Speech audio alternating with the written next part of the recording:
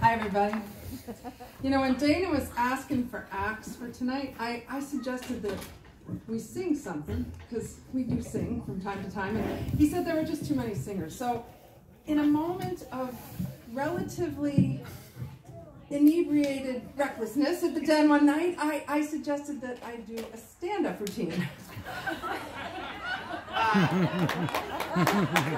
When I suggested to my son that I was going to do stand-up, he laughed too, so I'm 2 for 2. But you can see that this is the very first time I've done this, and Michael is here to help with your part. There you go. There we go. So I want to talk about chickens. Aren't chickens wonderful? They are the best animals ever. You know, you feed them your food scraps and they magically produce eggs from it. And we have chickens up at Headwaters, which is the eco-village I live in, just up Danville Hill Road. And I gotta confess, when I first moved there, I knew nothing about growing my own food. Nothing, zero.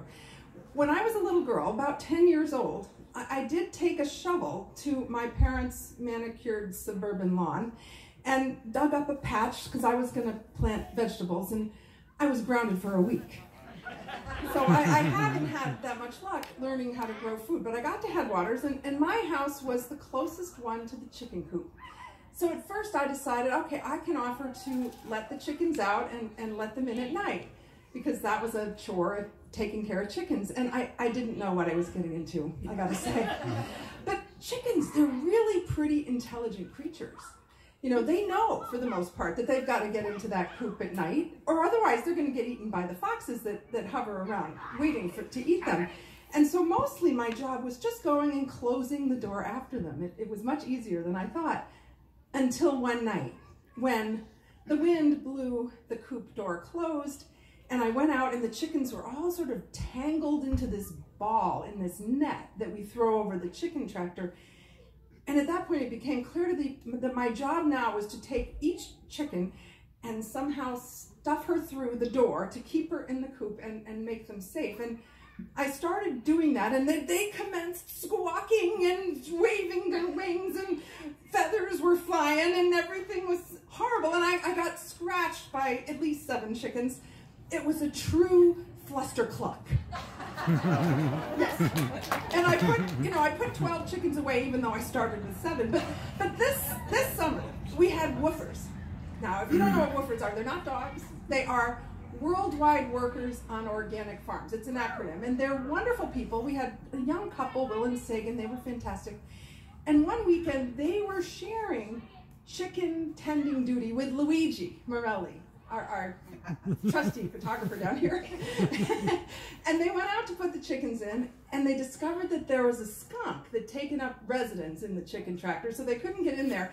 And they called Luigi. Now, what do we do, Luigi? And Luigi said, "Have no fear, I have a skunk-proof suit." Yes, skunk-proof suit. So now you know who to call if you have trouble with skunks. This guy right here, right? Next, we're going to send him after Peter Shumlin. Anyway, if you're like me and you're totally clueless about how to grow your own food, and you're entering our new era of needing to do that more and more, you need to change. I needed to change, and if you don't grow your own food now, you probably need to change too. And change is hard. For the longest time working in Vermont, I've thought that change in Vermont really needs to be spelled with 4 letters instead of 5. And so I finally figured out how to do this when I was working in Eastern Europe. This is the Cyrillic alphabet here. So you have this letter that makes the ch sound, right? And A is just like A in, Roman alphabet.